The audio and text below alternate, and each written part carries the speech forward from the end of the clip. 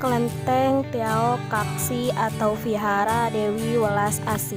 Vihara Dewi Welas Asih Cirebon berdiri pada tahun 1595 yang terletak di Jalan Kantor Nomor 2, Kampung Kamiran, Kelurahan Panjunan, Kecamatan Lemahungkuk, Kabupaten Cirebon, Jawa Barat, yang mana pada awalnya bernama Tiao Kaksi, yang berarti Tiao, arus, Kak, bangunlah atau sadarlah, Si, aliran atau tempat peribadatan.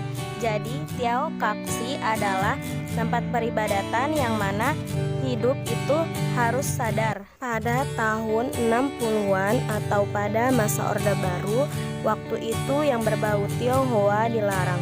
Bahkan nama-nama orang dan tempat pun yang berbau Tionghoa pada masa itu harus diganti. Yang kemudian Kelenteng Tiao Kaksi diganti menjadi Vihara Dewi Welas Asih. Nama Dewi Welas Asih diambil dari rupang atau patung Dewi Kwan Im yang mereka bawa dari Tiongkok, yang mana mereka beranggapan untuk keselamatan mereka. Pada awalnya mereka datang ke Kepulauan Jawa hanya untuk berdagang dan mengenalkan adat kebudayaan mereka saja.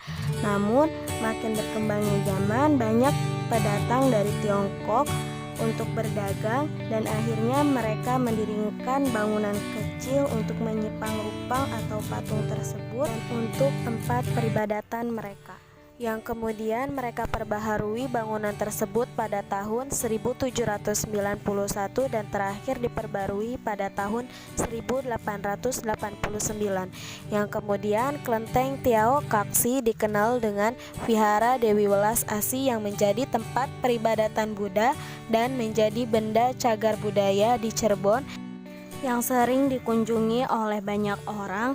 Dan menurut Bapak Junawi, setiap bulan Ramadan di Vihara Dewi Welas Asih ini sering mengadakan buka bersama dengan para santri dan anak yatim piatu yang dipimpin oleh almarhum Gus Dur, hingga saat ini dilanjutkan oleh istrinya yaitu Ibu Sinta untuk mempererat tali persaudaraan. Masih banyak peninggalan-peninggalan dari kelenteng ini. Salah satunya ialah terdapat jangkar perahu.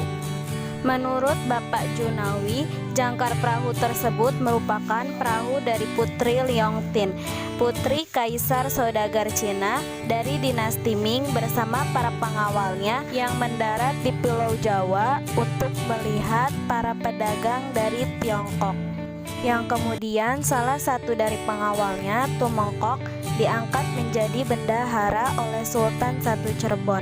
Hingga waktu itu Kesultanan Cirebon berkembang sangat pesat dan banyak dari sumber yang didapat bahwa Putri Liongtin merupakan istri dari Sunan Gunung Jati.